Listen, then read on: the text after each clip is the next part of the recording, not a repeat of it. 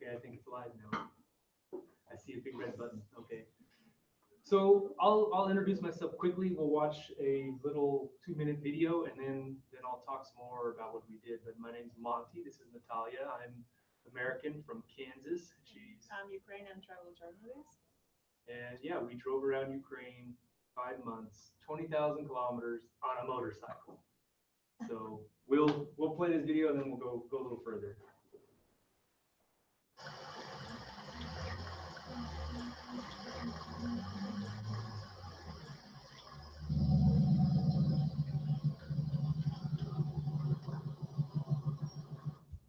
Ukraine, one of the last mysteries of Europe. The international perspective on Ukraine is plagued with half-truths, lies, and the unknown.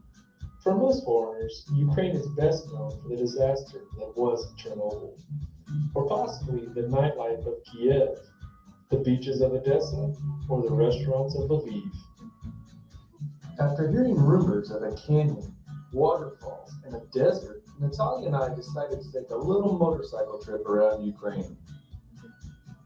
5 months later, we had seen hundreds of amazing places in Ukraine and driven over 20,000 kilometers. That's the same distance as Nordkapp, Norway, to Athens, Greece, then over to Lisbon, Portugal, and then finally cruising all the way to Ulaanbaatar, Mongolia. Or the same distance as Prudhoe Bay, Alaska, to Key West, Florida, then to San Diego, California, up to Seattle, Washington, and finally over to Portland, Maine. So follow us as we're exploring Ukraine and creating a free travel app for anyone to use.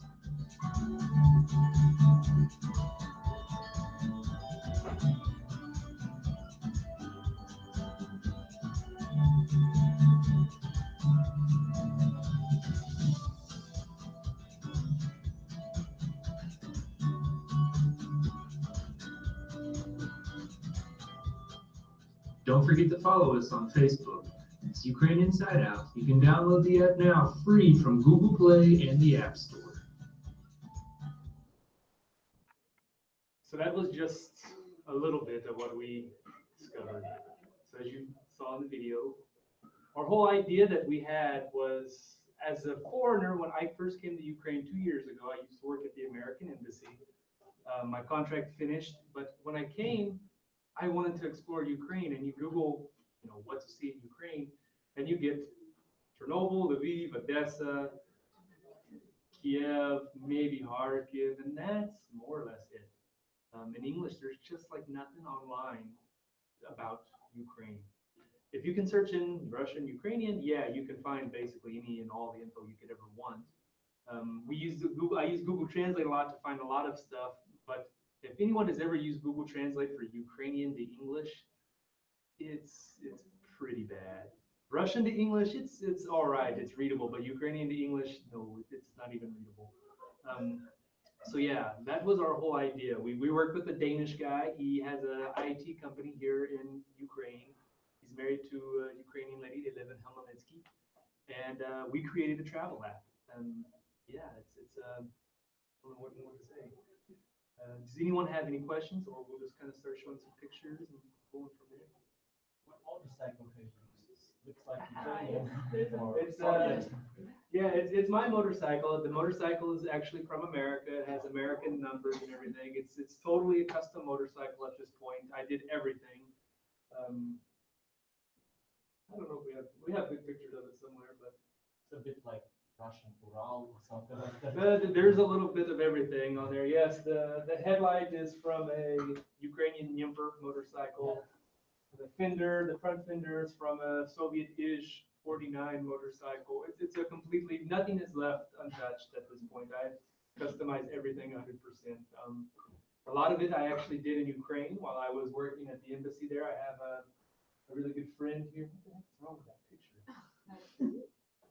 Anyways, I have a really good friend here that he likes motorcycles too, and so we do all kinds of customizing work on bikes just for fun. What else?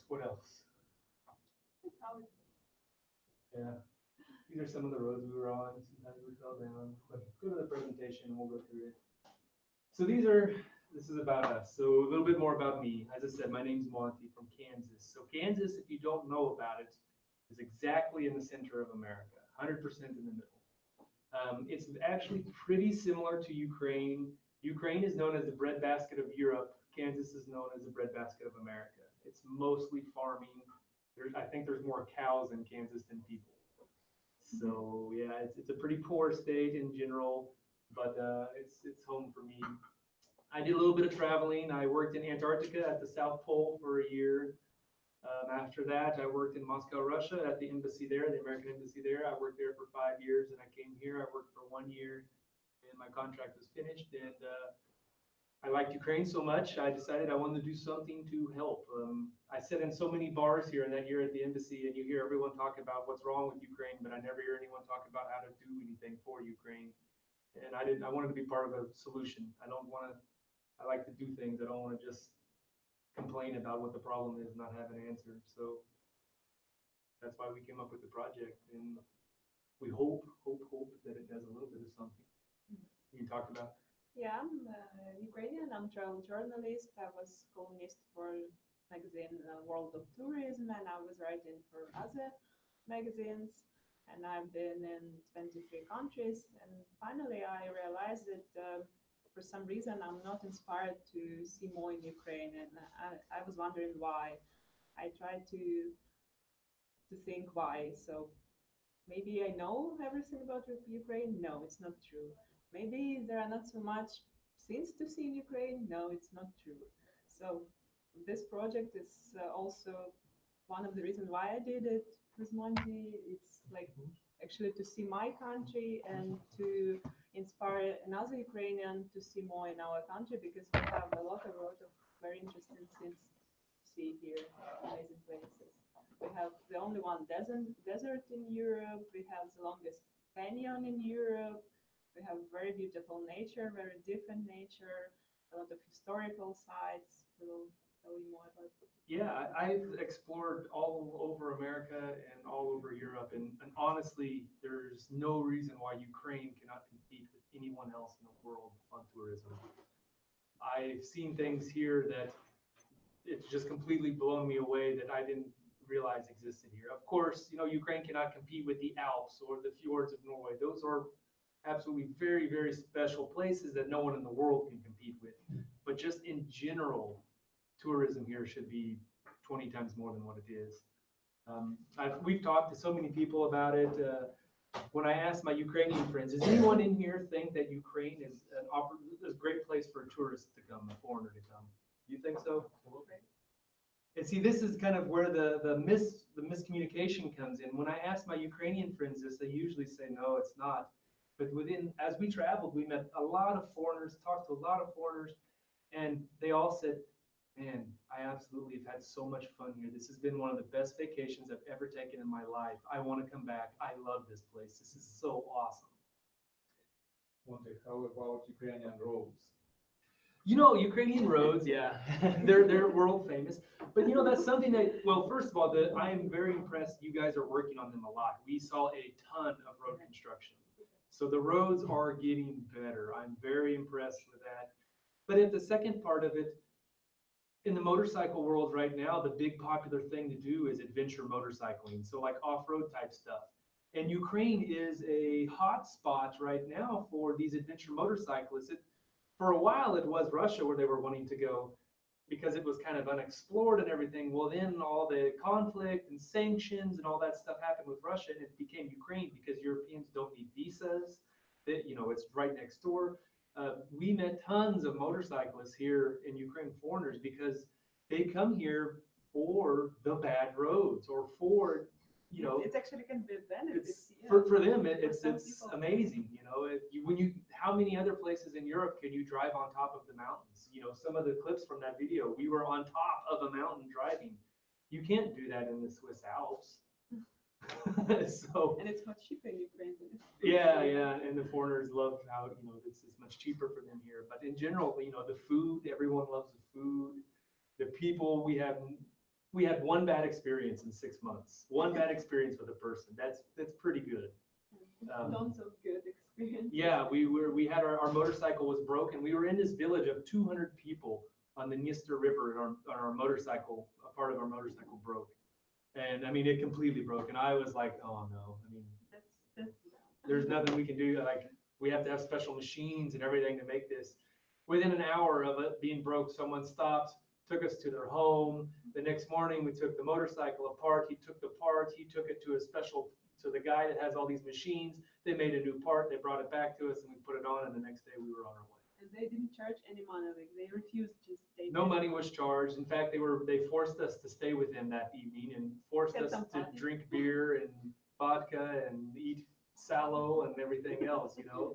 So that was the They gave some hospitality. presents, it was some like Oh yeah, we were given presents from it. Like, you know, it's the people in Ukraine are really spectacular. That's probably for me, one of the best parts of Ukraine is meeting the people and talking to people.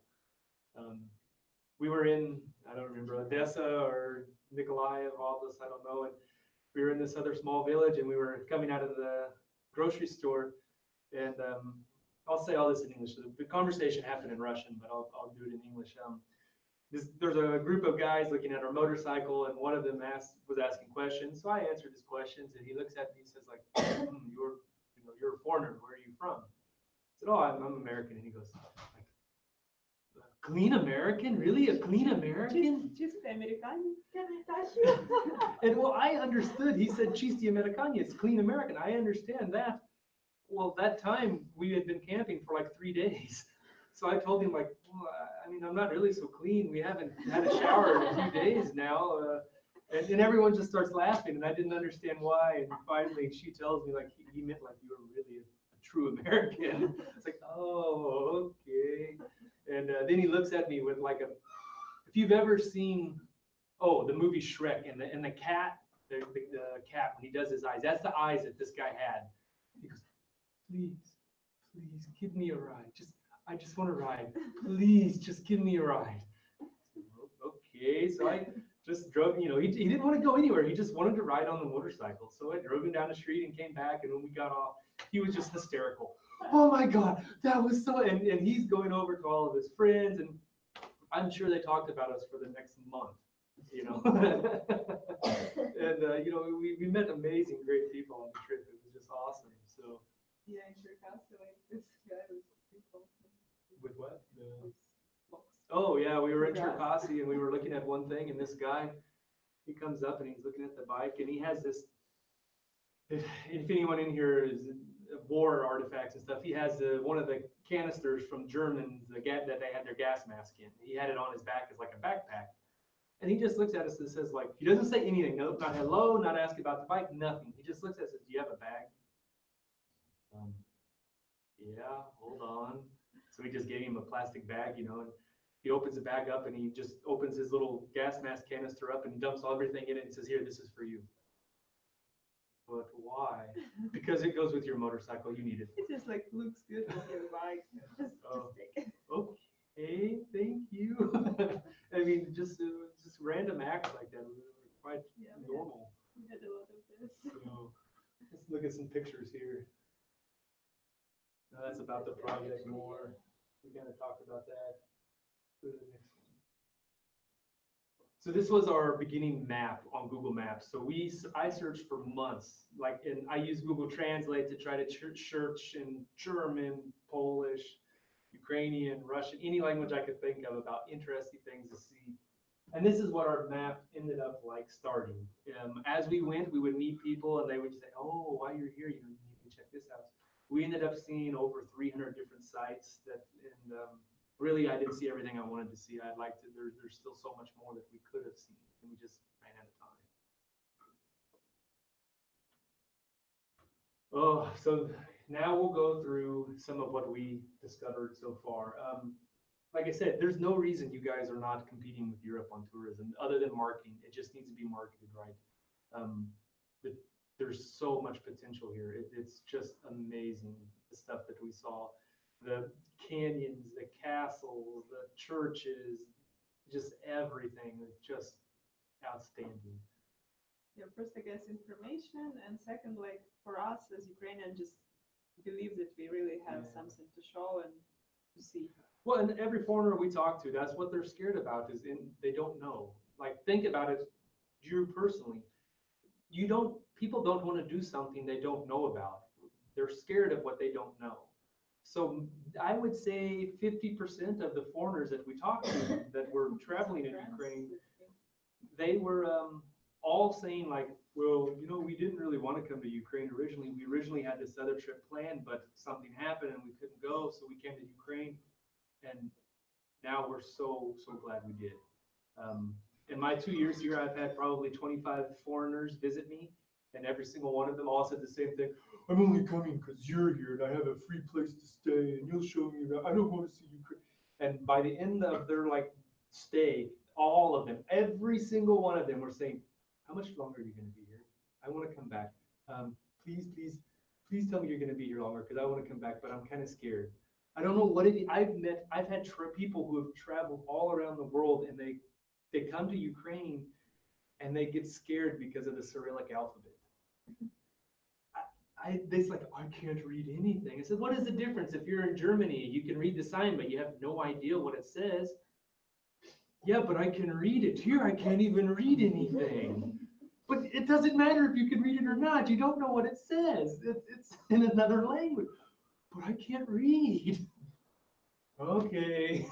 So yeah, I've had people who are seasoned travelers come and visit me, and they freak out at first because the alphabet, something that simple, just completely freaks them out. But once everyone gets here, and after usually about day 2, maybe 3, they're comfortable, they're happy, they're enjoying it, they like want to come back.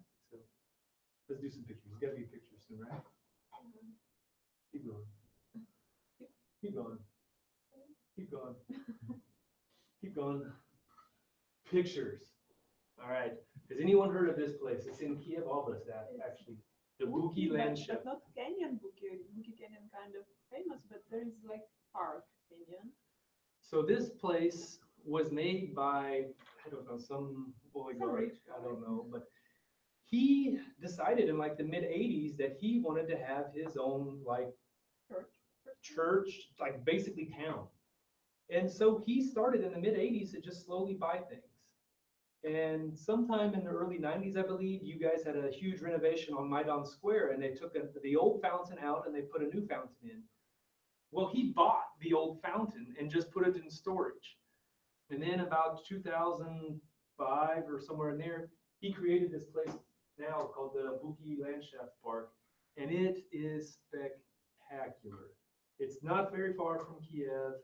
It's worth looking up. If you download the app, they add the GPS coordinates exactly to it. I can tell you that. But we got there, and it's like, I tell people, it's like Alice in Wonderland or something. We come over this hill, and all of a sudden you just see this like amazing palace of a church with this fountain, and behind it everything is completely landscaped. The river is like, it looks like something out of a book. It's a place you never would imagine, especially being here in Ukraine, and we didn't even know it existed. Like, I didn't. The only reason we found it was by accident. We were going between 2 other places that we knew about, and we found this place on accident. I couldn't find any info on it online until we knew about it and searched for it specifically. And that was in Kyiv Oblast, one of my favorite places we've seen. The other favorite place is, everyone knows of the what the heck is it? The former president's home, Medjugorje. Well, if you keep going further north from there, he had a hunting grounds.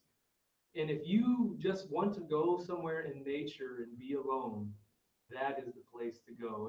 You keep going further north in Medjugorje, and soon the houses just disappear. All the roads are perfectly paved because they were for the president and everything, to go hunting, and there's nothing there. And it's right on the Kyiv Sea. You can there's a beautiful park there now. They put picnic tables and everything. You can sit there. It's absolutely stunning, and it's just less than an hour and a half, maybe maximum, from Kyiv. And can we ask, what is your favorite place in Kyiv Oblast? Does anyone have May I ask you? I've been traveled almost every city in Ukraine, Oh, great. and I think the special attention should be paid to Chernovtsi, my favorite. Trinity, yes. Yes, Yes, my very favorite city. And I would like to ask you, have you ever been there?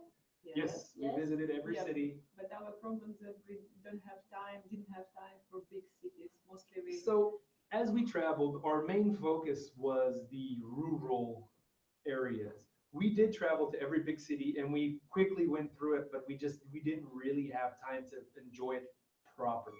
So you haven't seen Chernovtsi Like, University? No, we went to the university. It's in the app. It's Yeah. really- It's amazing. Yeah, it is beautiful. It was, We just like use big cities like a base to work with internet and download everything on apps. So mostly like big cities we stayed somewhere and so work on basically, computer mostly. yeah, we would camp for 4 or 5 nights. And while you're camping, your internet is just mobile internet, so it's not very good. And so then when we get to a city, we were trying to update the app live as we went.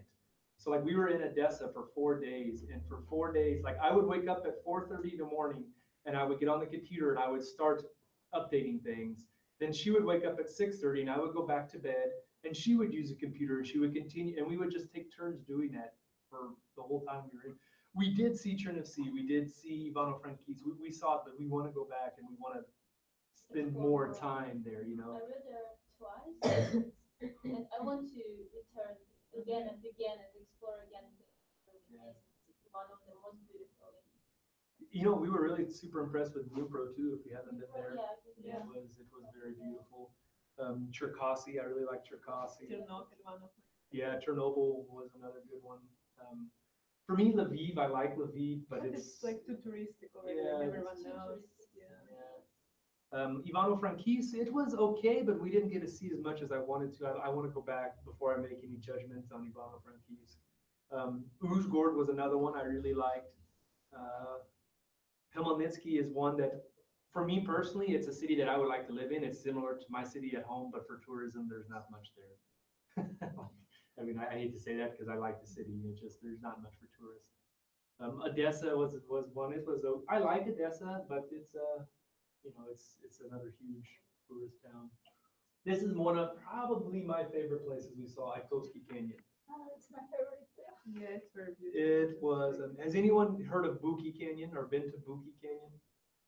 No. So it's much closer to Kiev. It's about near It's still Uman. nice. And it was beautiful, and it's the most popular and well-known canyon in Ukraine. But this one was spectacular, and there was nobody there. It was clean. It was amazing. Like I hope you guys go there. You said you were there. And we had camping about maybe 4 days. And it Mhm. was really cool because it is like near nature and without mobile phone, Yeah, without internet, exactly. without everything. And I was very exciting about this place and relaxed a lot. Yeah, it I was. agree. Yeah. It was awesome. Let's try the next one. Kamini McGilly. Has anyone been here? Yeah, I've been there. You been? How did you like it? I've been there with my. Well, I work in school as a mathematics teacher, Uh, so I've been there with my children and went there as excursion. So I didn't say as much as I wanted because I should just control Yeah. children. You should back. And, yeah, With that. but I should go back and explore more. You know, But it it, was beautiful. I was really impressed with it. One of the biggest problems we found when we were traveling around in Ukraine was when you get to museums and stuff, the lack of English. Or they would have English, like I said, it was very clear that they just used Google Translate to translate it, and it was so bad, I would still have to have her translate for me because I couldn't understand it. But this place here has one of the best museums that we saw in Ukraine. It is very, I mean, it's a brand new museum, or more or less within 10 years, and very nice. One of my favorite places too. I only wish, so inside of here, this was one big rock, I don't know, millions and millions of years ago that broke apart. And there's all these little caves and everything. And they have found drawings in there that are older than the pyramids. And people have been coming there for thousands and thousands and thousands of years and leaving these petroglyphs. And unfortunately, to protect them, they have filled up the whole thing with sand, so you can't actually go in the caves to look at the petroglyphs. But in the museum, they had an artist come in and recreate all of them in the museum, so you can see the recreations. You just can't see the real thing, unfortunately. But still, there's very good spirit and. Yeah, it was cool, and they're still doing excavations there and finding more and more stuff all the time. So it's really a cool place to go visit. That's We down actually in- met Canadian girl that came like especially to see this place, came to Ukraine. Try the next one. Donetsk Oblast, this Granite Hills. So this was a very interesting one. It showed me a lot about a difference of culture between Ukrainians and Americans, and it kind of made me a little bit sad. So when we were entering Donetsk Oblast, you know, everyone here and people watching at home, if you don't are not aware, there's a war going on in the Donetsk and Lugansk Oblast. It's not the entire oblast. You can go into some of the oblasts. But so we tried to see what we could without, you know, going into the ATO zone. And this was one of the places we saw. But as you enter, there's checkpoints that you have to go through, and they're just standard. It's not, you know, it's just, hey, where are you going? What are you doing? So this one here, we entered and they stopped us, and there was one policeman and about 3 or 4 military guys with their machine guns and whatnot. And I told Natasha, I said, Natasha, we need to make sure, you know, tell them where we're going. Like, you know, let's be serious about this because we don't know what's ahead here exactly. And I said, like, hey, ask them if we can show them our map and to show them where we want to go to make sure everything is safe and it's good to go. And she just reaches around to our bag and starts to open the bag. And I'm like trying to scream at her, like, stop, what are you doing? What are you doing? What are you doing? You can't, like. And I realized immediately, like, it's kind of sad that the person who comes from America knows how to act around people with guns. If someone is and they weren't holding their guns at us, they just had guns. You can't just open a bag. They don't know what's in there. They don't know what you're doing. It's a good way for them to have a reason to shoot you. And it just made me realize very quickly, like, you know, it's kind of sad that I'm the one thinking that, like, I'm the one that's supposed to, I shouldn't be thinking that, but, you know, afterwards I sat down and explained to her, you know, when someone has a gun and you want to open your bag, you need to tell them, I'm going to open my bag to show you a map. Is that okay? You don't just, oh, like, it really bothered me that is what I was thinking the whole time, you know. But they were cool with it, and it brought the whole war to home because, like, to us, because as we were going in, we passed a railroad depot where they were unloading and loading tanks to go to the war. So it made it very real, like, holy crap, you know, this is, like, really going on, you know. And we found this place here, absolutely beautiful. It's a lake that they put a small dam on now, so it's not a huge lake, but it's very beautiful for camping. You have all these nice, beautiful granite stones there. There's little, you can see here, there's little picnic places you can go. Very, very beautiful. Podilsky Tokary in Helmetsky. Yeah. Can I ask you Yeah. a question about the previous topic about Donetsk region? People who stood at the start of conflict, they say that Donetsk and Lugansk it's not Ukraine. And what's your opinion? You know, that's kind of Are there many differences between? No. Well, you know, I can talk about that, but elaborate a little bit on it. So in all of this things that we've been doing, we made the app in the 3 languages that we know: English, Ukrainian, and Russian. So when you download it, you select what language you would like to download it in. And we have not had one person in Ukraine complain to us about anything. They're like, this is really awesome, thank you. And we have gotten nothing but hate mail from people. They have 2 things in common. They're Ukrainian and they don't live in Ukraine anymore. And they all send us mail of just some really vile, nasty stuff because we opted to make it in Russian also. And I don't agree with it at all.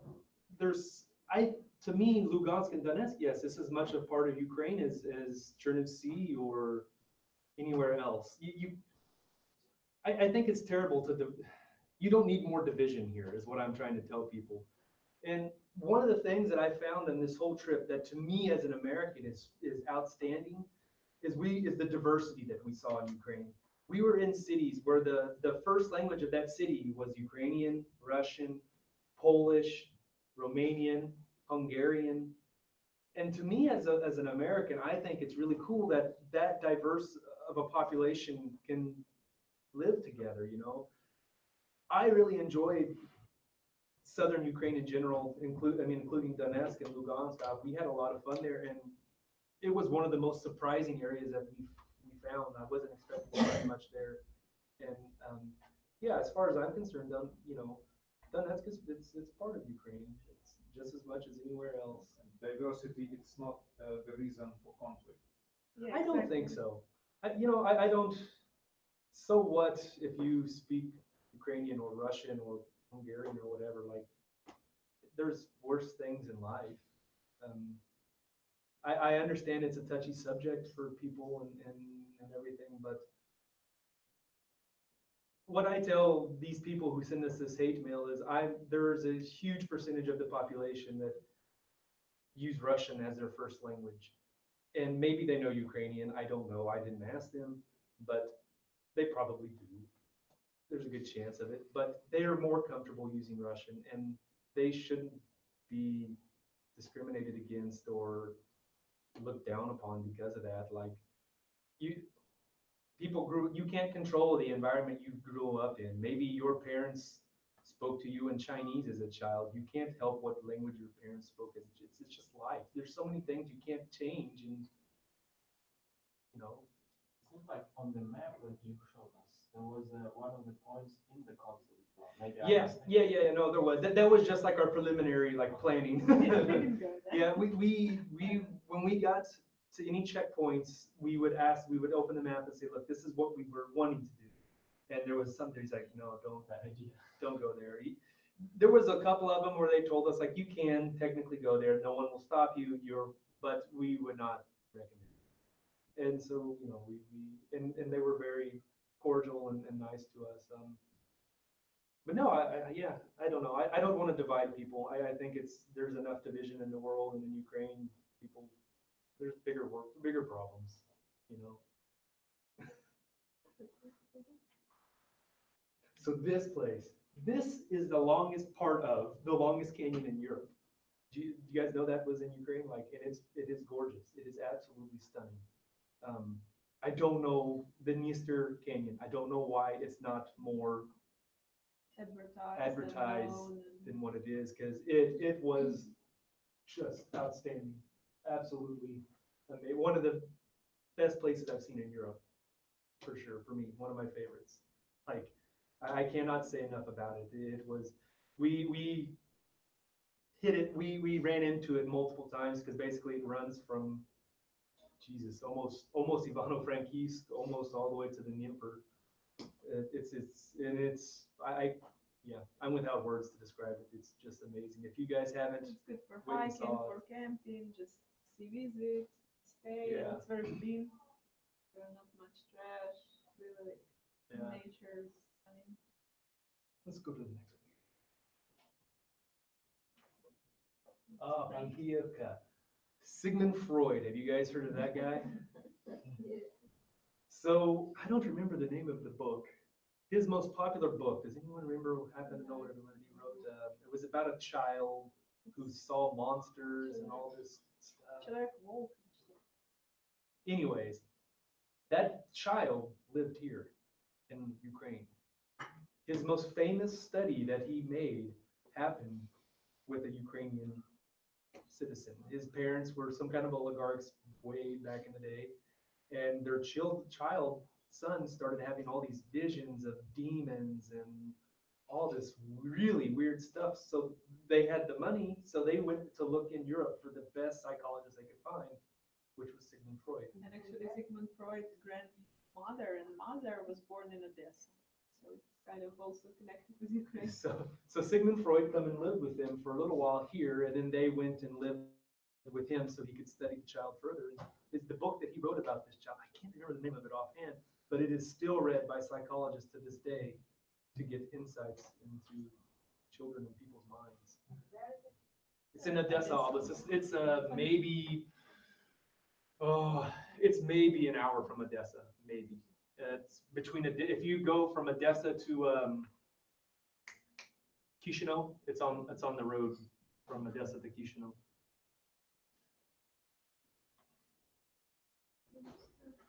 See, this was a place we didn't know about. We met a great guy named Max. He's in Kamenets-Podolsk.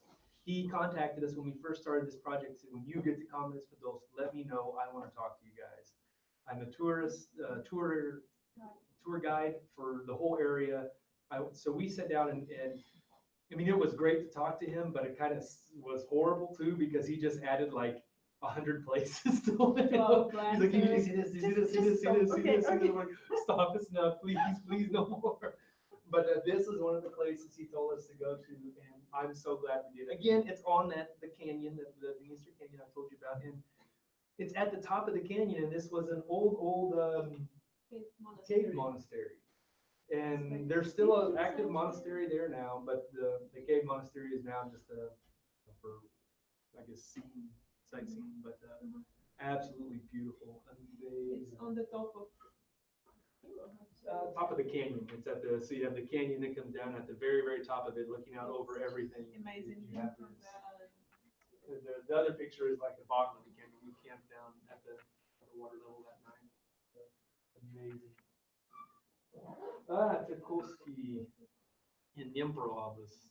So this was another one that we didn't really know about, and we kind of found, and we went there, and it's kind of a strange place to have a waterfall because it's on a step. There's not, it's not mountains or nothing. It's just a flat step, and then all of a sudden there's this not huge but nice waterfall, and it's famous because the Cossacks used to use it as a winter home. They would go there in the wintertime, and that's where they would make plans for their coming attacks and everything come spring and summer. And very beautiful place. Right nearby, there's a very beautiful, I guess it's kind of beautiful. It's a granite canyon where they took the rocks from the ground, so now they have this huge hole in the ground filled with water, but the waterfall's amazing. A lot of camping spots. Monasterici. This one was kind of weird, and it was difficult to get to. So this one, we read a lot about it and did a lot of research, and no one really knows for sure what this was used for. The scientists have a lot of theories on it, but it was everyone agrees it was some sort of a religious place for people thousands of years ago. But they don't know what they did there. They think they made sacrifices there, but they don't really know. But to get to it is not easy. You have to drive through fields for probably 3 kilometers or so. And if it hasn't rained recently, it's not bad. Everything's dry. But when we went, it had just rained like the day before, so it was just mud everywhere. It was difficult to get to, but it was worth it. And it's a fairly popular place there. When we were there, we probably saw about, I don't know, 15 or 20 tents, people camping and stuff. So it's a known place, but very beautiful. We were talking, if anyone heard me talking to Tatiana earlier, we were talking about this place, the Thorlonga Palace in Vinica Obelisk. So in Vinica Obelisk in general, there are tons of palaces, and there are some beautiful, some trash, some amazing, but this one was probably our favorite just because of its history. So this guy, Thorlonga, was a Danish diplomat, and I think he would have been here about 200 years ago, somewhere around that time. And he came here as a diplomat and liked Ukraine so much he decided to stay. And he also was a fan of gardening. So he had this place in Vinica Obelisk built, and he tried to do things like grow pineapples there just to see if he could. And just all kinds of weird exotic plants he tried to grow just to see if they would grow in Ukrainian climates. We assume that pineapples don't grow in Ukraine because we don't know of any pineapple farms here, but Yes. Anyways, the other thing that he did was he learned Ukrainian language and he started translating Ukrainian tales and folk songs into Danish. And it just so happened that now you can go to Denmark and some of the what are now traditional Danish folk songs, if you can understand Danish, it's the same. It's they're Ukrainian folk songs if you translate. It's around 6 folk songs Ukrainian he translated, and they became like folk songs Danish. Danish, yeah. The guy that we're working with this app, he's Danish. The guy who helped us make the app, and when we told him about this guy, he's like, "Who is this guy? I don't know who he is." I have to. And after he looks him up, he's like, "Oh my God, I never realized." Like his, our friend, his wife is Ukrainian and everything. He's like, "I didn't realize that Ukraine and Denmark were so connected like this." Yeah, I know these songs that he's talking about. I didn't know they were Ukrainian. So yeah, it's kind of it was an interesting find we found. Oh, Zhytomyr Oblast. So yeah, Zhytomyr Oblast. Anyone from that area? Anyone been there a lot?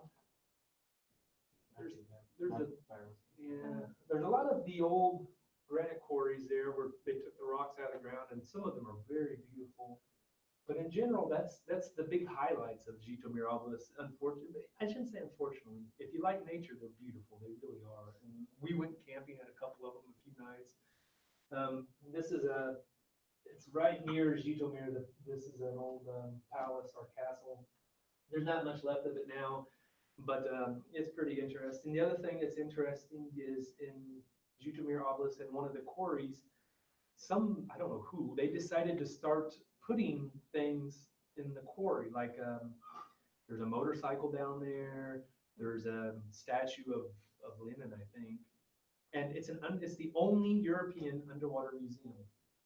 It's here in Ukraine. In Zhytomyr Oblast, of all places.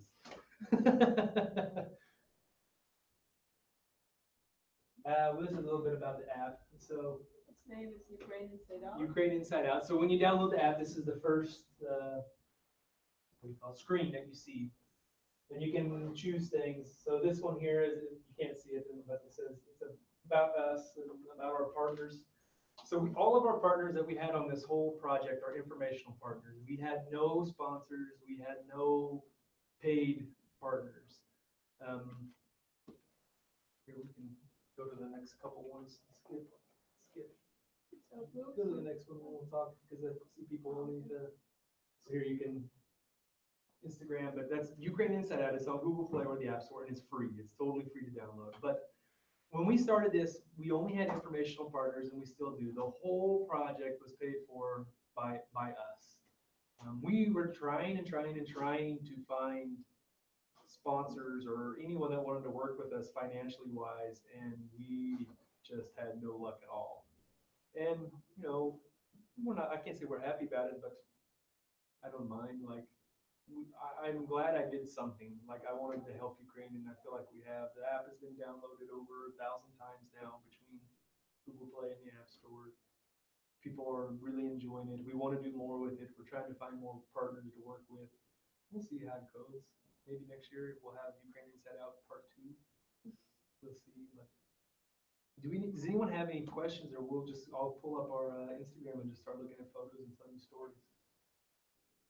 Anyone want to break? Anyone? Oh, there's got to be questions. Oh. So, who is your audience? Foreign people or these apps for Ukrainian and It's Like from the beginning, we thought both, but now we realize that mostly foreigners. yeah, Because unfortunately, Ukrainians are not really enthusiastic about seeing Ukraine, especially after we have this without visa Europe. yeah. When we come up with this idea, the whole biz visa thing, no visas didn't happen yet. And as soon as before it happened, when we talked to people, they were kind of interested. And as soon as it happened, like we had people tell us on the trip, like, well, we don't want to see Ukraine. Why do we want to see Ukraine? We can go to Europe now. And we just had an interview with the TV people right before this, and he said last year there was more Ukrainians leaving to go to Europe for tourism than there was tourists coming to Ukraine. It's kind of sad. And so for me, like we talked with the MFA, the Ministry of Foreign Affairs, and we talked with them, and they're starting a project pretty soon, I think next year, because they see the same problem we see. There's just a lack of info on Ukraine, and they want to address that. And but we talked to them, and they said like the other thing we need to address is the lack of info in Ukraine about Ukraine. Like we need like I remember as a child in America, like people were excited about going when you were a child, like, oh, I really want to go see this and this and this, and it was in America. And then when I talked to my Ukrainian friends, very few of them are excited to see anything in Ukraine other than like Lviv and the sea. And they want to go to Europe. And I understand that. And I want to go to Europe some, too. But man, I encourage you guys so much to spend some time seeing what's just even around you in Kiev. If anyone has access to a car, it makes life much easier. But thankfully, Ukraine has public transportation that will take you to almost anywhere that we have been this summer. And but yeah, the biggest problem that we've had that I saw that you can do something about is trash. If you go somewhere, just take a bag and pick up trash, please. That's all. That's the biggest problem here. Like I've had arguments with it's really interesting what foreigners who live here and foreigners who visit here, their views on why tourism is lacking. And the foreigners who live here always complain about the lack of English in Ukraine, and I don't think it's a problem. Look at China and the lack of English in rural China, but yet China is a huge tourist destination. It just needs to be marketed correctly. And I tell people that it will come. If you get tourists to start coming to Ukraine more, and people see like, hey, if I can speak better English, I can get their money, then their English will improve. I can't just say, hey, you need to learn German. Why? There's no point. I'm not going to Germany. Like there's no incentive for you to learn German. But if all of a sudden you have a ton of German people coming here and they're wanting tours and they're wanting to do this, now there's incentive because there's money involved. And everyone knows, unfortunately, money makes the world go round. So to me, like it's one and the same. Like the level of English in Ukraine will get bigger as tourism gets bigger. It's that simple. The other thing that foreigners who live in Ukraine complain about is how quite often people can be rude when you're at the grocery store, the lady or whatever. And as I can tell you as a foreigner, if you don't understand what they're saying, you have no idea they're being rude to you.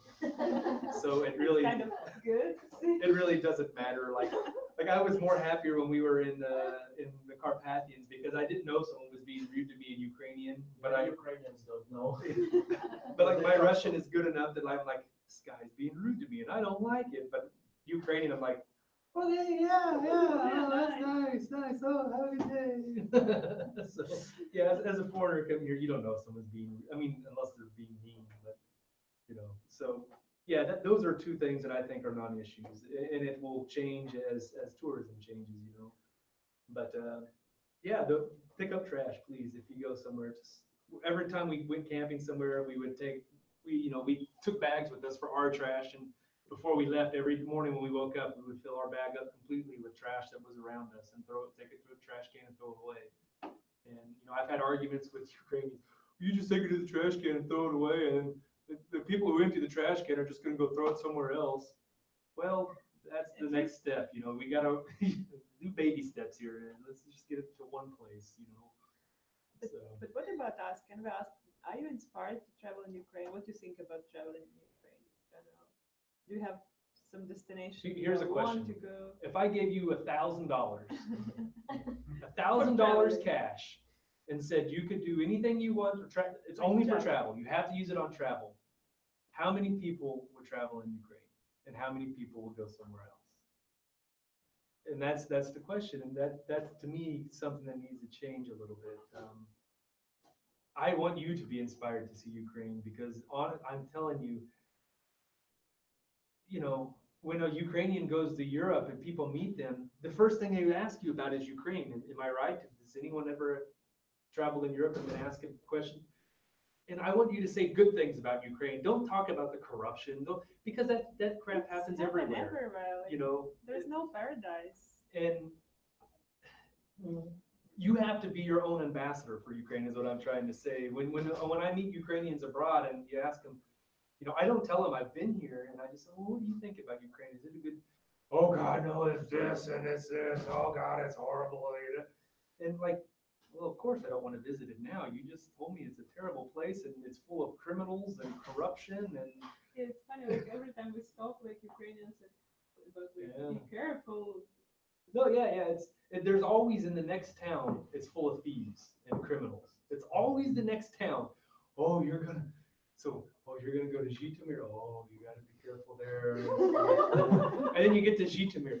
Oh, you're gonna go to Vinica. Oh God. Oh no, not Vinica, not Vinica. And then you get there. Chernivtsi. Oh God, please don't tell me you're going to Chernivtsi. It's always the next town that's full of criminals in Ukraine, is what I've learned. But it's never really the town you're in. It's always the next one. But that's also kind of it's not just a Ukrainian thing there. That's kind of an everywhere. It's the same in America. You go to Kansas and everyone's like, oh, you're going to Wichita. Oh no, don't do that. You just can't win. By the way, you have mentioned about money, or maybe have you calculated your budget or How much we spend? yeah, for Yeah, 5 I can months? tell you. Yeah, for 2 people per month, it was about $1,000, and I would say 50 to 60% was gasoline. If we did, because we had the motorcycle and we were driving so many kilometers. I mean, we were typically driving 200 to 250 kilometers per day. So every day you were buying, 400, 500 units of gasoline. Do you think it's possible to do the same project by like bikes? Not in one summer, but yeah. We've met people It would be who, cheaper.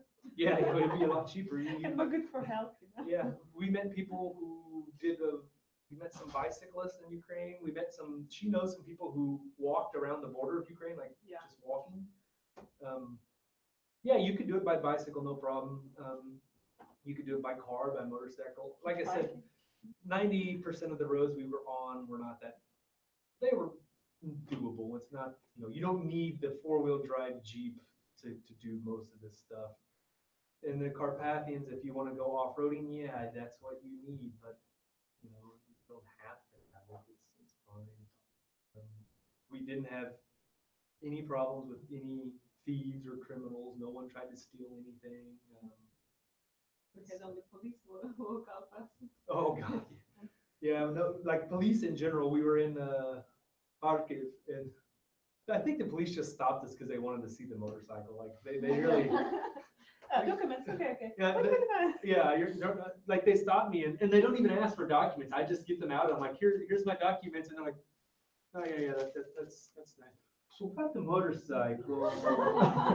And so like that was typically with police, but there was one day towards the end, our Danish friend, he said like, hey, you're going to be near Helmaninsky. Do you mind if I join you for the weekend? I'm like, yeah, because he has a car, And so he's traveling with us, and we were near Koristan?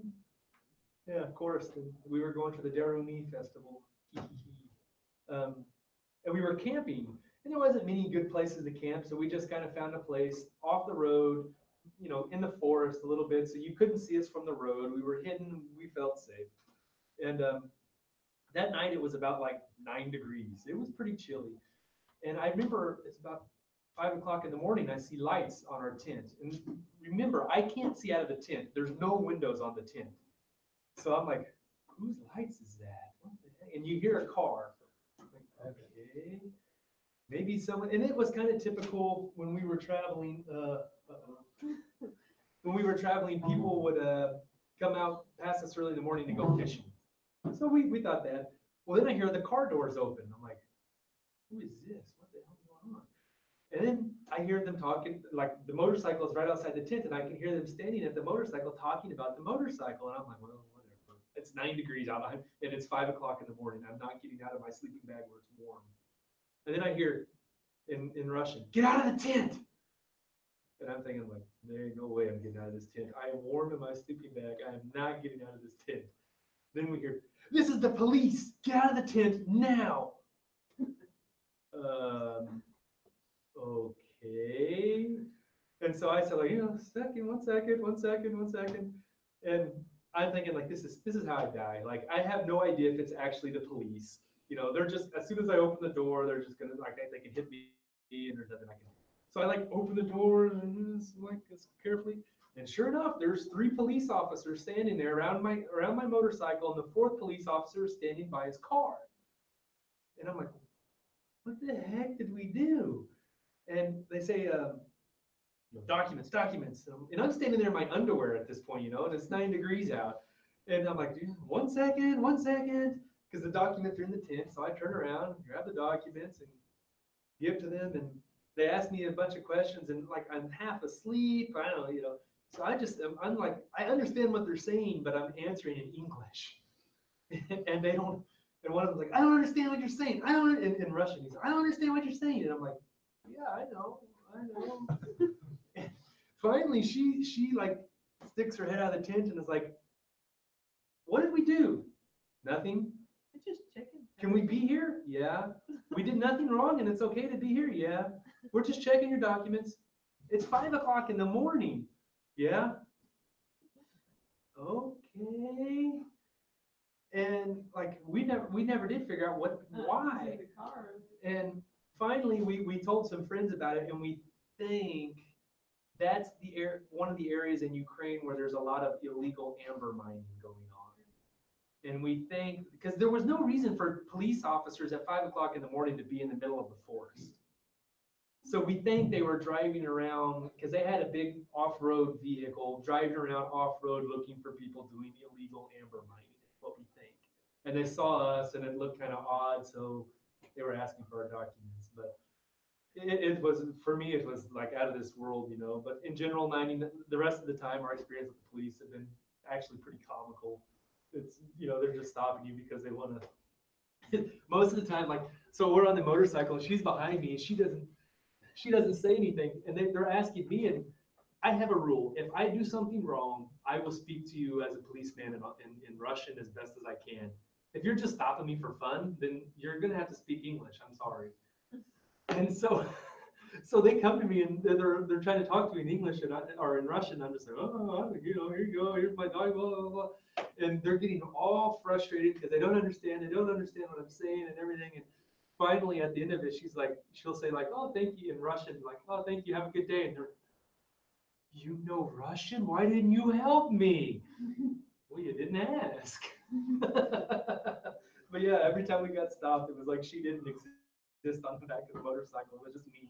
And Is it allowed in Europe or United States to stay in not in camping, but in anywhere. Yeah, in Europe I've done it a lot, all over the place. In America I've done it also too. how about Ukraine? Are there many Campsites or campgrounds? No, there's not. There's almost none. But in Ukraine, you guys have a very different mentality about ownership of things. So you go into America and a person owns this piece of property. There's fences and like, you know, it is very, and yeah. And here it's more, people are more free and open about it. Like, yeah, I have it, you know, but you just don't tear anything up, and you're free to camp by the river. Like, it's not a problem. Just, you know, pick up your, you know, we never had, I mean, we had that one issue with the police I just told you about, but never, I've been camping around Europe for 5-6 years now. Never have I been told I can't stay somewhere. Most of the time, there's been a few times where you just try to find somewhere appropriate, you know. Of course, don't go to Shevchenko Park and put up a tent. Like, use common sense. That's not gonna work. But, you know, if you find somewhere out of the way, no one, even in America, 90% of the time, no one cares. Just make sure you're not in a farmer's field. That's what I always tell people. You know, farmers, I come from farming land, like, don't go tear up a farmer's field. You have to look at it as him. That's money for him. That is his job, is that field. So don't, as long as you are respectful of it, in general, no one will care. Yeah, I've never had issues. But maybe in America, a little, but Germany, I've done it too. I've camped on the side of rivers and stuff, and no one's ever said anything to me. But Norway, Sweden, Finland, they all have special rules, like they call it like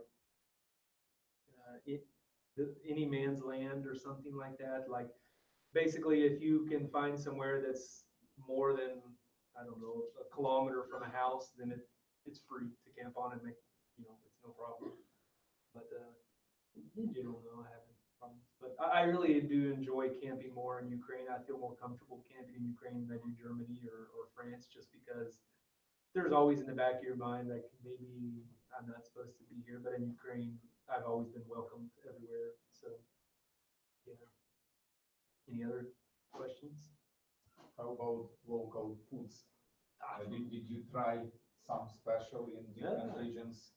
We tried to when we could. The banush was one that I had never had Oh, before. it's my favorite. I really enjoyed that. Trusty. Yeah, we had that in, it was in the Carpathians somewhere where we had it. I don't remember where exactly. That was one of my favorites. Draniki Deroni, oh my God, that's one of my favorite things in the world. Like, it's so difficult for me if we go to a restaurant and she's like, oh, I see they have golubsi. And I'm like, oh, I want golubsi. Oh, wait, there's Deroni. Oh, I don't know. And I always end up with the Deroni, the potato pancakes. Always, always, always. But that was one. What else did we have? We have all kinds of different pies, like pierogi and stuff like that. I really like those. That's something that you don't really find in America so much. Little fried things with stuff inside. Yeah. Don't you miss American food in the journey? No, I mean, not really. No, not really. Yeah, no. Did I miss American food in our journey or in general? I haven't been in America for We've had 3 the years now. McDonald's. So yeah, if I want American food, I just go to McDonald's. It's the same. But no, in general, like the biggest thing I miss from American food is actually Mexican food. I do miss spicy food. That's something I really do miss. But for me, shawarma is one of my joys. I love shawarma. Every time I can find somewhere and buy a shawarma, I'm doing it. It's a bit dangerous to eat Hey, shawarma. and that's part of why they're so tasty, because you just don't know. It's like How it will work. You don't know, some people say that they in shawarma the meat of chicken food, but in real they put the meat of cats, dogs. Hey, whatever, it's tasty. I'm not gonna. Just don't steal someone's pet. That's all I ask. No, I'm joking here. But no, I really do love shawarma. It's one of my favorite things. What else? We have borscht. We tried borscht, solyanka. I don't know if solyanka is really Ukrainian, but anyways, yeah, no. Whenever we tried to stop somewhere, we went to the Deroni festival actually in Korsten. Awesome. Just ate Deroni all day. Heaven Yeah, for we me. went like half a country just Yeah. because it was. Yeah, we didn't really need to go over there because we'd already been to Korsten at the beginning of our trip. But I'm like, it's only like 300 kilometers out of the way. We've already went, 18,000 kilometers. What's 300 more? So yeah, just to eat Jeremy. And it was worth it. Oh, absolutely worth it. What else? Did you try Ukrainian drink vodka? Horilka. Yeah, of course. Freedom. Yeah. How about riding? Vodka is prohibited on your. Oh, no. I don't drink and drive. I don't drink and drive for sure.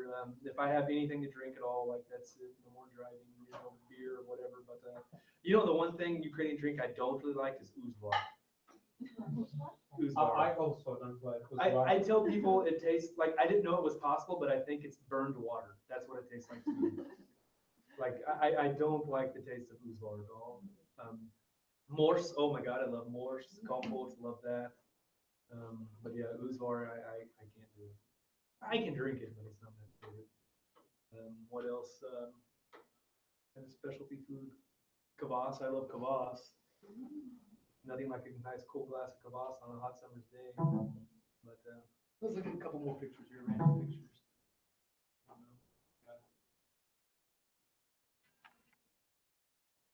I think this was Ackerman. Yeah, Ackerman Fortress down in Odessa Oblast. If you haven't been there, very nice place. Белгород-Днестровский. Yeah. Yeah, I was there.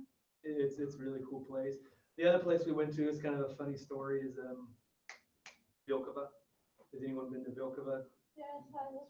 The Venice. Ukrainian Venetian. Yeah, the Oh, money I thing, don't they, like they it. really think they are winners about prices, you know.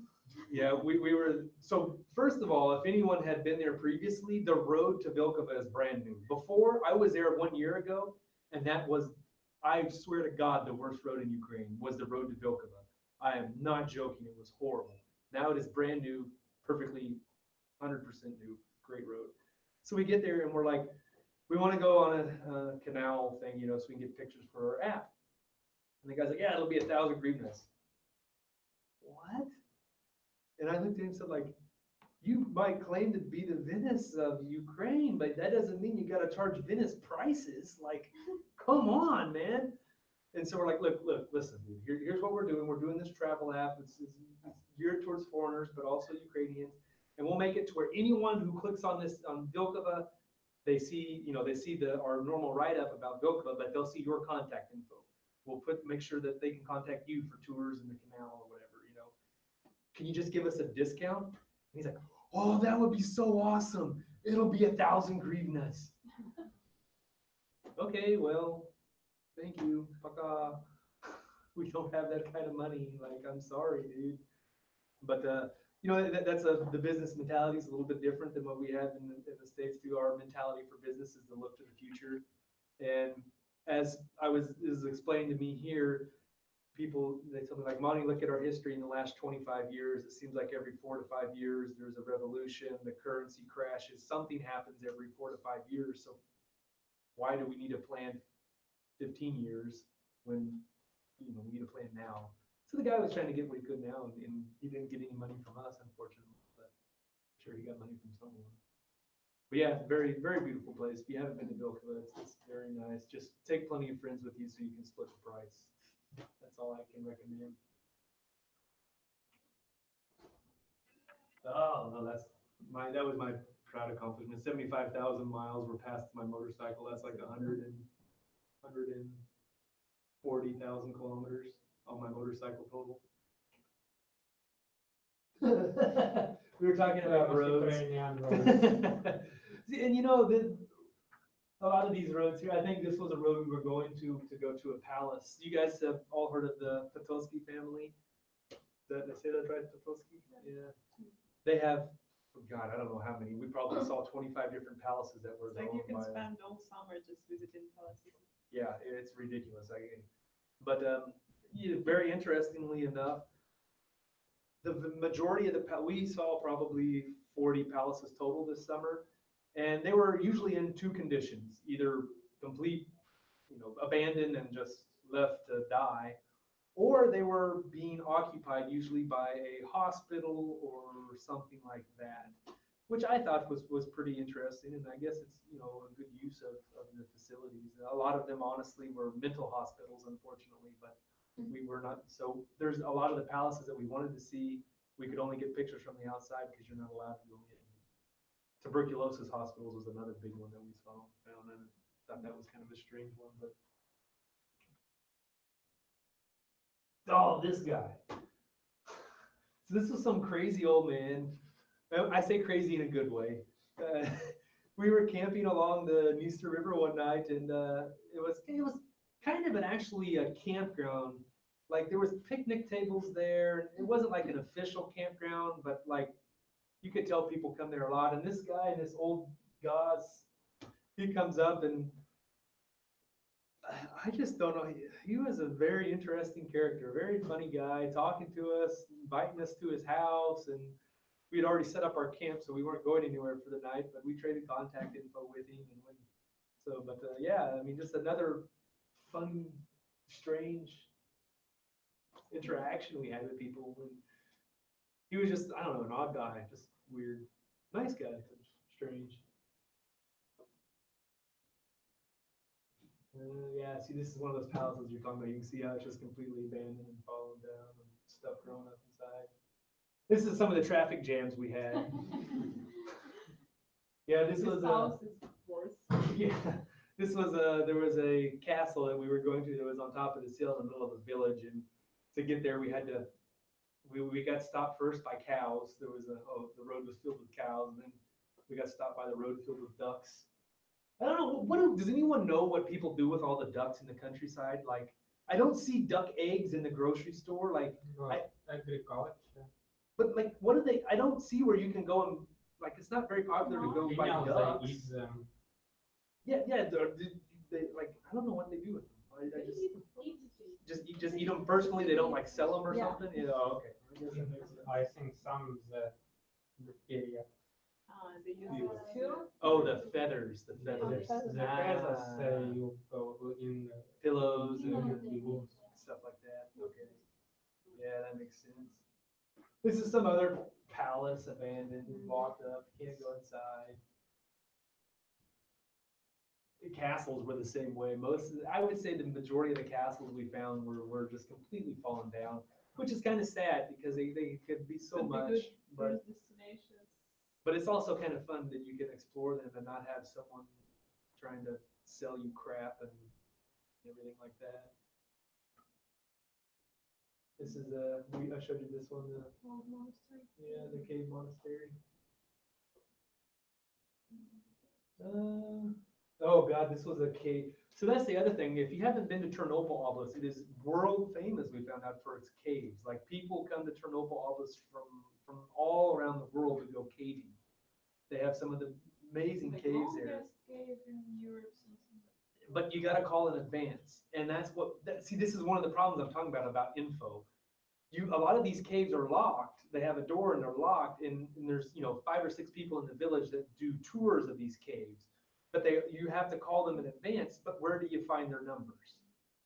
So unless you know a tour guide or contact a tour guide that knows them, so he can call them and arrange it for you, it's just a pain. There was 4 or 5 caves that we wanted to go to, and you show up and it's all locked up, and you go to the village and they're all like, yeah, I got a key, but I'm busy. I can't take you on through it right now. You should have called me. How do I call you? Where do I get your phone number? Oh, well, you should have called the tour guide in Chernobyl or in, Sotonev or wherever, the nearby biggest town is. Well, It's like corruption everywhere. I wouldn't call It's it not corruption. It's just a lack of info. unclear. Yeah, there's just, there needs more in info. Chernobyl, there are places when you can go and walk, and there are places that are forbidden. Yeah, I mean, yeah. And there are places that where you must have special permission.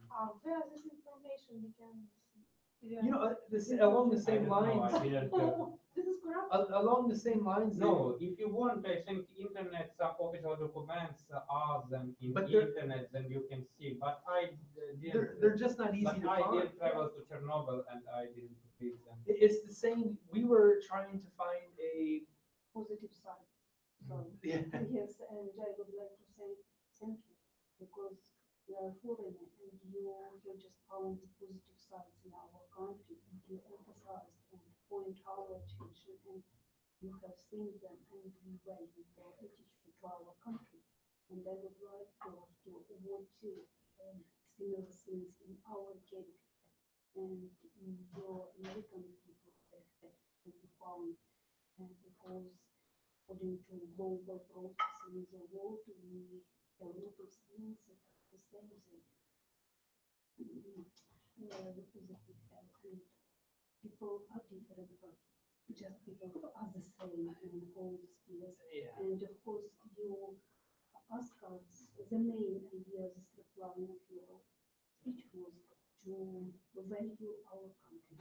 Yeah. Because we try to stress on corruption, but don't think about corruption. Let's do something for our country, and let's change our attitude. If we value our country, or foreigners will. Yeah. And that's kind of what I try, because we stopped, there's these windows on America. It's kind of like America House in every obelisk. And we tried to stop at as many of them as possible and give a little presentation like this. And that's one of the things I told them, like, in general, people around the world are more or less the same. Does anyone in here have children? If you have, most people who say they have children, they say they want a few things in their life. They want to have a healthy life. They want their children to have a good life. They want to have a successful career. They want to have, they want to have a good life. That's what people want around the world. That's what everyone wants. So in general, people around the world are the same. But I tell people, like you said, you you can't stop the corruption overnight anyways. You can work on it and it needs to be worked on. But things you can do, pick up trash, tell people, hey, I saw you throw down your cigarette. Don't do that. Don't you don't, this isn't a place for pigs. Pick up your cigarette, you know? And when, another thing I tell people, like I said, is when you're at the grocery store and the lady's being rude to you, tell her, I'm a person. You don't have to talk to me that way. You can just say no. You don't. We were in one village and we asked if they had milk at the grocery store, and the lady, of course we don't have milk. This is a village. What do you think? This isn't Kyiv. You could have just said no. But it was funny because like in village you're supposed to have milk actually. But, you know, yeah, just there's so much here it needs marketing and needs people to care. That's all it needs is that. And if if you start to care and then you tell your cousin or your aunt or your daughter or your son, whoever, and they start to see you caring, and it's a slow process and it just slowly builds. The mentality of people here, they say in general, it takes 15 years to change mentality. So, you know, it's not something that's going to change overnight, but you know, one of my favorite things was at the Gaviela. We went there and they have signs up everywhere, you know, because they say like, be strong, carry your trash to the trash can. and like, it's kind of funny. It makes you chuckle, but it also gets you to, we didn't see much trash there. You know, it worked. So it's just simple things can go so far, and that's what I want to try to tell people. Yeah, but you know, same with this here. I don't think this is really corruption. It's just Not organizing. there's just no organization with it. And you know, when we talked to the MFA, they were talking about this project they're wanting to start abroad, and you know, they're going to put these offices in like 10 different cities to promote Ukraine and give positive information about Ukraine. Because all we hear in the West about Ukraine is there's a war. It's just negative. It's just negative. War. And In our news, we see only yeah, good, that's all. and the positive. And so the MFA is doing this project, and I told them like, you know, a lot of what we were doing with this project, it's already been done. A lot of the obelisk did their own personal tourist study, and so you would go to some site, and like we were in Volyn obelisk, and we went to this site, and here's this beautiful. It was a church, and here's this plaque in Ukrainian about it, and also in very well written English about it. And the mayor of the village just happened to be passing, and he stopped to talk to us, and he's like, yeah, there was a whole study done in Volyn Oblast, and you can find it online. And like, when people think about coming to America, they think about states, individual states. Hey, I'm going to New York, I'm going to and that's how you search. You don't just search what to see in America, you search what to see in California. When people come to Ukraine, they don't think about it that way. They don't think what to see in Volyn Oblast. So we never found that info until this mayor told us about it, to search for what's in Volyn Oblast. And then all of a sudden you get the Volyn Oblast website and they talk about the tourism possibility, you know, what to see there. And that's something, it needs to be put in a centralized location where you can find all, because almost every obelisk has done that study about tourism in their obelisk. But it's in every single obelisk's own website, and no one really thinks to search like that for Ukraine. You know, when you go to Ukraine, you think what to see in Ukraine, not really what to see in Chernivtsi Oblast or Chernigov Oblast. And so that's one thing that you know, the MFA could work on, because you know that's their whole deal is for foreigners, you know. So they're going to start working on that, and they're making a website. But yeah, the potential here is just started to be tapped. I'm telling you, you can compete with anyone in Europe, no problem. Anyone. There's no reason why there's not more tourism here other than just lack of info. Did you try wild mushroom in the forest? We didn't on this trip. I have before. Yeah, not on this trip. We didn't have time to go mushroom picking, but yeah, we have before. I think someone gave us some that we ate somewhere. Yeah. It's that's something in America too that we don't really do much, and I think it's really fun to go out and do that. Yeah. Any other questions or? When we traveled, we set the tent in the winter? Oh, right now we're done traveling in Ukraine for right now. We traveled from May to the end of, to basically October 1st. So May, June, July, August, September, October. It was 5.5, 6 months we traveled. And the coldest temperatures, we saw a few nights it got down to 0, like towards the end of our traveling. But during the day it was very nice. Luckily we didn't get much rain. We avoided most of the rain. There's a few other projects going on in Ukraine right now. We tried to work with them, and it never worked out. That was the biggest disappointment for us is the, how to say it, like the attention and the willingness of people here. And some of it I understand, some of it I don't. But we contacted hundreds of companies to see if they would work with us in some way, whether it's monetary or give us tires for the motorcycle, help, buy our oil to change the oil. Like, no one was interested to work with us at all. Absolutely no one. 99% of them would not even answer us. And the few that did answer us told us they don't work with amateurs. And we're like, and there's a few other projects going on in Ukraine right now. We tried to contact them to work with them, and they wouldn't work with us. It's just, I don't know what we did wrong. I don't know, but we couldn't get it. Get a couple more pictures here. But yeah, you can see like the scenery here is just stunning. That's amazing. It does help if you have a car. If you don't speak Ukrainian or Russian, using the public transport, marshrutkas and stuff can be pretty scary. This is a Korosteshev Canyon. It's our tent. This dog, we woke up, this dog was sleeping in our, like, underneath our tent, like, kind of fun. This is Bila Klinica. Has anyone heard of that town? It's in Chernihiv Oblast, I believe, right on the border.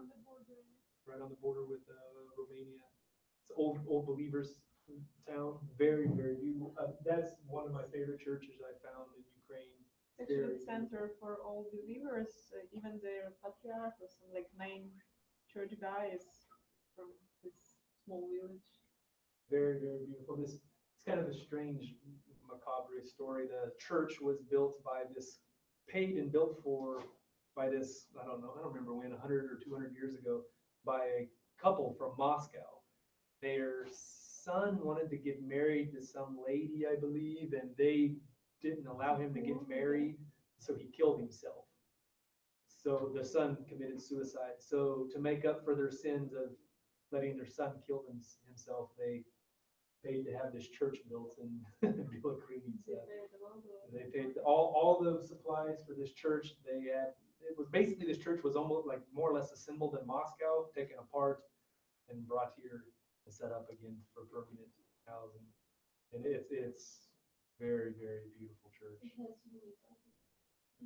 Yeah, and these are like bricks with like enamel on them. It's not painted. It's it's the same color that it would have been when they made it, 150 years ago or whatever. It's very beautiful.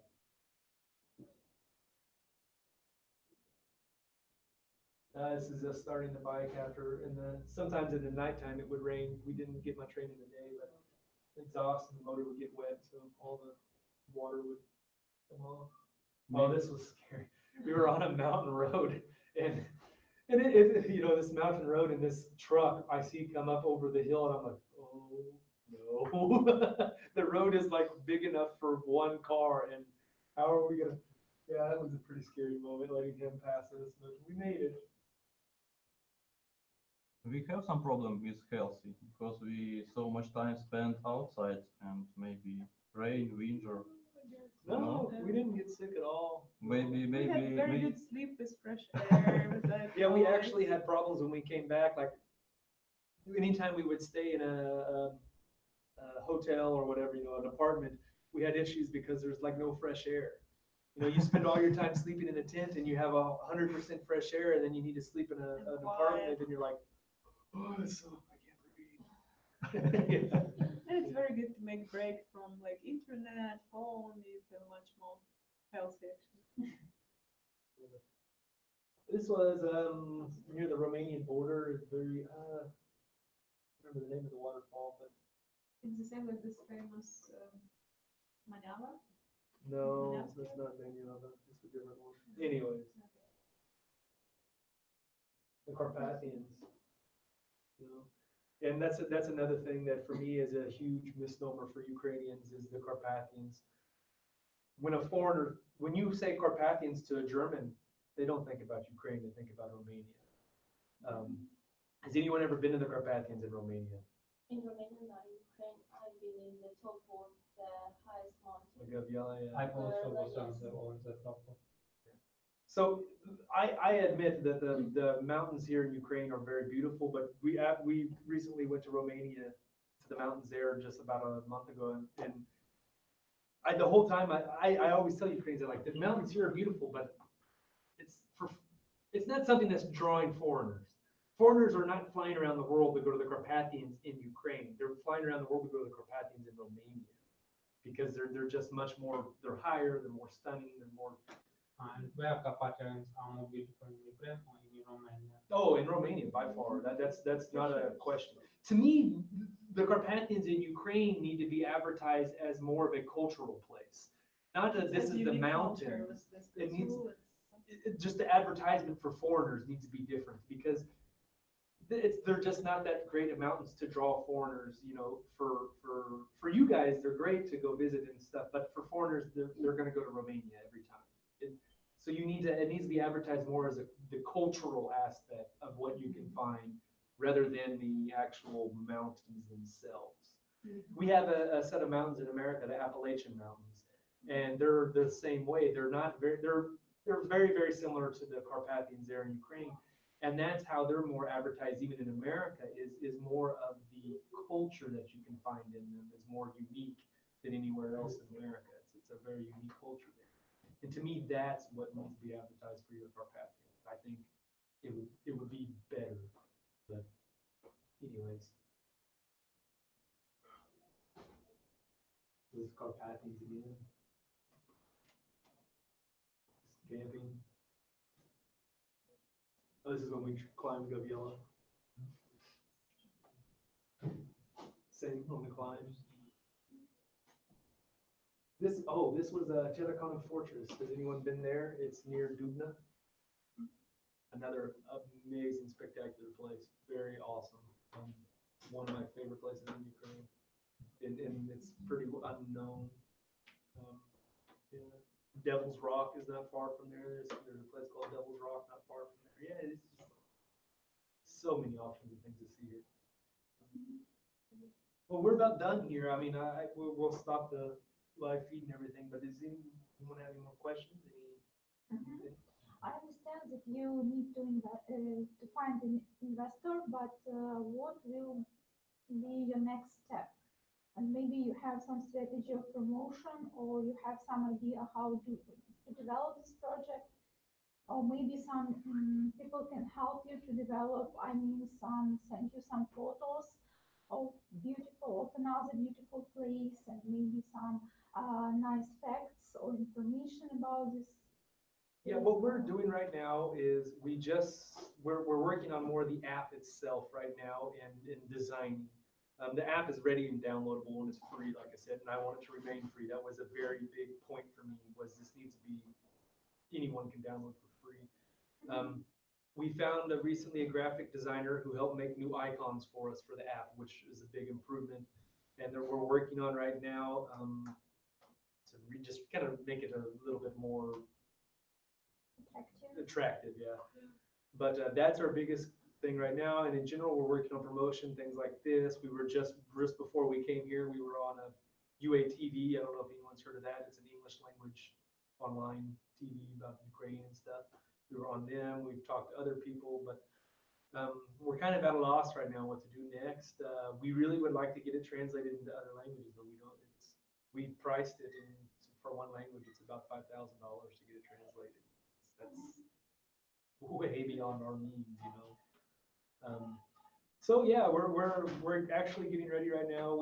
She recently bought a car, and We're gonna go on our own little vacation right now. Okay. Everyone thinks this was a vacation. This was by far a vacation. This was the It was hardest hard work work. I've ever done. Like, this was ridiculous. So we're gonna go on a vacation to Portugal. And on the way there, we're gonna put stickers on the car about Ukraine inside out, and we're gonna have business cards, and we're gonna try to stop along the way and make a little bit more presentations here and there where we can, and try to promote Ukraine that way too, you know. But yeah, I mean, if anyone can speak another language besides English, Russian, or Ukrainian, or would like to do some translation or whatever, we'll be glad Or to at least talk. like share information about. Why we decided traveling by motorbike, not by car? Because I love motorcycles. That's all. It's my passion is motorcycles. That's one of the things I live for in life. I love to work on motorcycles, restore motorcycles, ride motorcycles, anything motorcycles. I think you will not reach all that place that you was by car. No, you absolutely can. You can. I promise you can. There's not one place we went to that you cannot reach by car. There's a few of them that you'll have to walk the last kilometer or whatever to get there, but even on motorcycle, we did the same. So everywhere in the app too, you can look at the road conditions that we found, and you can see like, okay, we may not want to go here. Like, but no, everywhere we went, we at least saw Ladas there. So, no, everywhere we went, we saw cars there. You can get there by cars anywhere that we saw. Yeah. I will make the caveat that if it has rained recently, there are some places that you're not going to get to by car. That is, you're not even going to get there by. I mean, you would be hard to get there by anything less than a Kamaz or something. About field road. Yeah. There's a few places that are like that. But if it hadn't rained recently, yeah, you can. Any other questions, comments? Do you have YouTube channel? We have a YouTube channel. Yeah, we can hand these out to people. But basically, Ukraine Inside Out. Here, I have a few more. Is pass them around. Is you can find us on YouTube. You can find us on Facebook, Instagram. There's a few more. Just pass them around and take one. Our YouTube channel, we're working on it still. While we were doing all the traveling, we just didn't have time to edit videos. We tried to do a few, but we didn't have much time, so we're working on it more. If you want, I can play one more video real quick. Let's stop the live feed, I think.